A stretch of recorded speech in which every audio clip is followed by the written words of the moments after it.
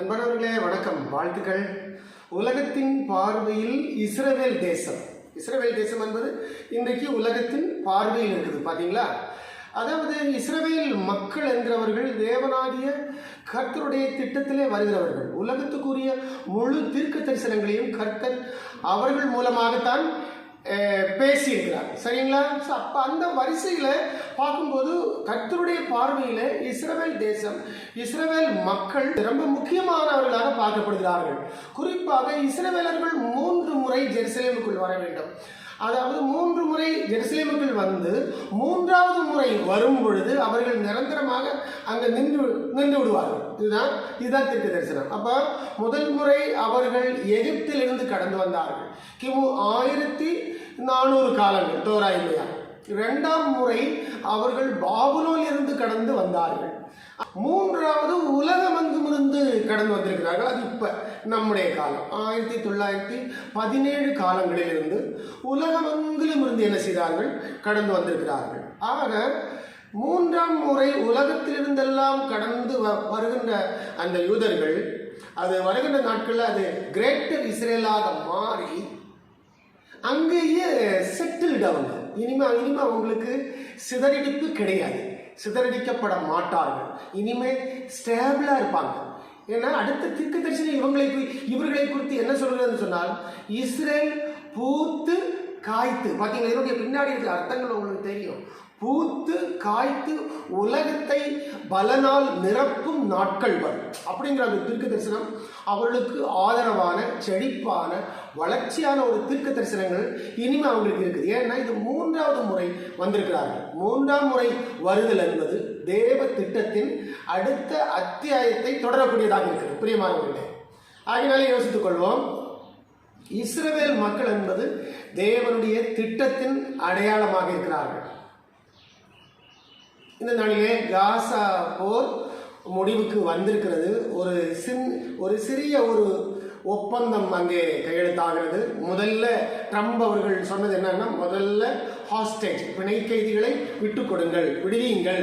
அதை 2 தரப்பும் ஏற்றுக்கொள்ளும். ஸோ இஸ்ரேல் தரப்பில் ஒரு 1700 பேர், இதில் ஹமாஸ் தீவிரவாதிகள், காசாவுடைய பொதுமக்கள், குழந்தைகளும் அதில் உள்ளடக்கும். இவைகள் கிட்டத்தட்ட 1700 பேர் இஸ்ரேல் கைவசம் இருக்கிறாங்க. அதை ஒப்படைக்கிறேன்னு பெஞ்சமின் நெத்தன்யாகு அவர்கள் சொல்லிவிட்டார்கள். அதே மாதிரி காசாவிலும் கிட்டத்தட்ட 48 பேர் ஹமாஸுடைய தரப்பில், ஹமாஸின் பிடியில் இருக்கிறார்கள். அதில் ஒரு 18 பேர் தான் உயிரோடு இருப்பதாக சொல்லப்படுகிறது. மற்றவர்கள் பிணங்களாக பாதுகாத்து வைக்கப்பட்டிருக்கிறது. அதை சேர்த்து திரும்ப கொடுக்கிறோம் என்று சொல்லியிருக்கிறார்கள். மேக்சிமம் திங்கட்கிழமையில் இவைகளெல்லாம் முடிந்துவிடும். அப்படிப்பட்ட ஒரு நல்ல சமாதான டீலிங்கில் போயிட்டு இருக்குது. இதற்கு நாம் ட்ரம்புக்கு மனமான நன்றிகளை நாம் சொல்ல வேண்டும். எல்லாத்தையும் விட தேவனாகிய கர்த்தருடைய ஒரு திட்டம் அங்கே இருக்கிறது. மொத்தத்தில் இந்த அலஸ்கா ஃப்ளட் அப்படி என்று சொல்லி 2023 ஹமாஸ் பயங்கரவாதிகளால் தொடரப்பட்ட இந்த போரின் நிமித்தம் இஸ்ரேல் மீண்டும் ஒரு வலிமையான அரசு, இஸ்ரேல் அல்லது யூதர்கள் என்கிறவர்கள் கடவுளுடைய பிள்ளைகள், அவர்களை யாரும் ஜெயிக்க முடியாது, அவ்வளவு சீக்கிரமாக ஜெயிக்க முடியாது என்பதை உலகம் உணர்ந்தது. உலகத்துக்கு கர்த்தர் அதை உணர வைத்தார். இதுதான் ரொம்ப முக்கியமான பாயிண்ட் பிரியமானவர்களே.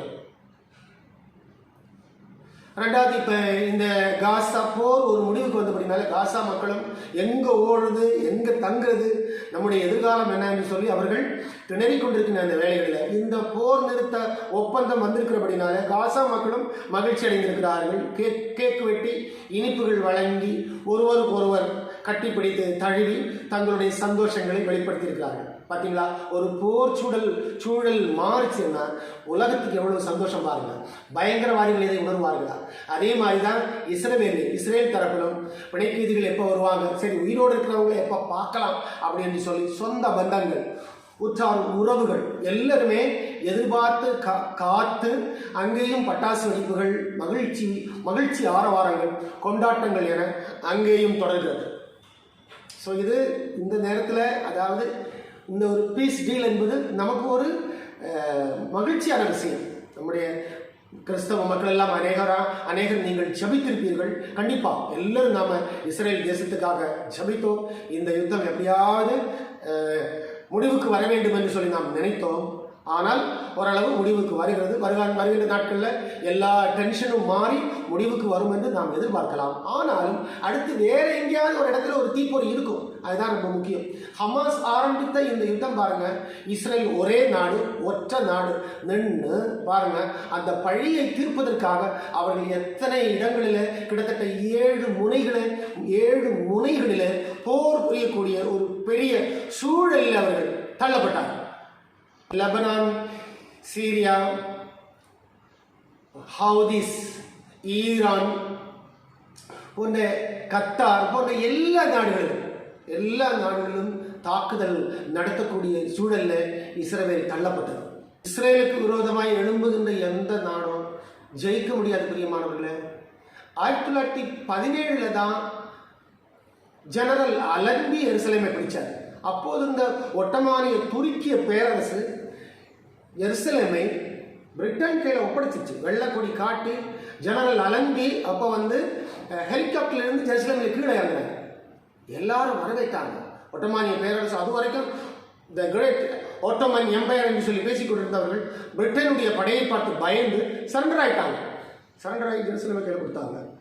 ஜெனரல் அலன்பி அதை பிடித்த பொழுதுதான் அடுத்த ஜெனரல் அலன்பிக்கு மேலே இருக்கிற அடுத்த பிரிட்டனில் இருக்கிற அடுத்த பெரிய தலைவர் ஆர்தர் ஜேம்ஸ் பால்ஃபோர் அப்படி அவர் தான் அனௌன்ஸ்மெண்ட் பண்ணாரு. யூதர்கள் எல்லாரும் இஸ்ரேல் நாட்டுக்கு வரலாம் என்கிற ஒரு அனௌன்ஸ் அவர் கொடுக்குறாரு. அப்போ பிரிட்டன் கிட்ட ஒப்படைச்சு கர்த்தர் பிரிட்டன் மூலம் தான் இஸ்ரேலுக்கு அந்த நாட்டை என்ன செய்கிறார், கொடுக்கிறார்.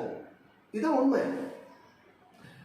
ஆகவே இந்த யுத்தம் இப்பொழுது நிற்கிறதாக தெரிந்தாலும் வருகின்ற நாட்களில் அதனுடைய கோரமுகம் வேற கோணங்களில் இருக்கும். அதுதான் உண்மை. ஏன்னா பைபிள் கடைசி கால தீர்க்க தரிசனத்தில் முடிவு பரியந்தம் யுத்தமும் நாசமும் உண்டாக நியமிக்கப்பட்டிருக்கிறது அப்படின்னு இருக்குது.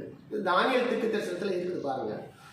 ஸோ இந்த தீர்க்க தரிசனத்தின்படி பார்க்கும்பொழுது நிச்சயமாகவே வருகின்ற நாட்களில் ஜெருசலேமுக்காக அடுத்த யுத்தம் உண்டு. அது எந்த வழிகளில் வருதுன்னு நம்மால் இப்போ சொல்ல முடியதில்லை. ஏன்னா நிறைய தீவிரவாத இயக்கங்கள், பயங்கரவாத இயக்கங்கள் இன்னும் நிறைய இருக்கு. ஹமாஸ் தலைவர்கள், இந்த டீப் ஃபேக்டோ லீடர்ஸ் என்று சொல்லப்படுகிற அந்த பெரிய பெரிய லீடர்ஸ் எல்லாம் இன்னும் இருக்கிறாங்க. கத்தாரில் இருக்கிறாங்க, ஈரானில் இருக்கிறாங்க. ஈரானுக்கு இப்போ இஸ்ரேல் மேலே ஒரு பெரிய பகை இருக்கிறது. சீரியாவுக்கு இஸ்ரேல் மேலே ஒரு பெரிய பகை இருக்கிறது. கத்தாருக்கு இஸ்ரேல் மேலே பெரிய ஒரு பகை இருக்கிறது. இன்னும் இஸ்ரேலுக்கு ஈரான் மேலே பெரிய ஒரு பகை இருக்கிறது. கிட்டத்தட்ட ஒரு 450 கிலோ யுரேனியத்தை ஈரான் எங்கே மறைச்சி வச்சிருக்குன்னு தெரியல. அது அமெரிக்காவும் எங்கே வச்சுக்கிறாங்கன்னு தேடிட்டு இருக்குது, இஸ்ரேலும் தேடிட்டு இருக்குது. ஆக இந்த மாதிரி பிரச்சனைகள் எல்லாம் இருக்குது. இன்னும் எல்லாவற்றை விட ஜெருசலேம் யூதர்களுக்குரியது அல்ல, அது இஸ்லாமியர்களுக்குரியது என்று சொல்லி இஸ்லாம் நாடுகள் எல்லாம் சொல்லுகிறது. எல்லா நாடுகளும் ஒன்றிணைந்து அதற்காக குரல் கொடுப்பார்கள். அப்புறம் இன்னும் ஐநா சபையிலிருந்து வேணாம் ஜெருசலேமை 2ஆக பிரித்து பாதி யூதர்களுக்கு கொடுப்போம், பாதி அரபியர்களுக்கு கொடுப்போம்னு சொல்லி அவர்கள் வருவார்கள். இந்த இஷ்யூஸ் எல்லாம் வருகின்ற காலங்களில் அடுத்த யுத்தங்களை கிளப்பும். அதுதான் உண்மை. ஆகினால பைபிள் தீர்க்க தரிசனம் பொய்யாகாது. தீர்க்க தரிசனத்தின் அடிப்படையில் தான் அது உலகம் போய்கொண்டிருக்கும். ஒரு யுத்தங்கள் வந்துதான் ஒரு யுக மாறுதல்கள் வரும் என்பது. ஆனாலும் இந்த சிறப்பான இந்த பீஸ் டீலுக்காக ஆண்டவருக்கு நன்றி செலுத்துகிறேன்.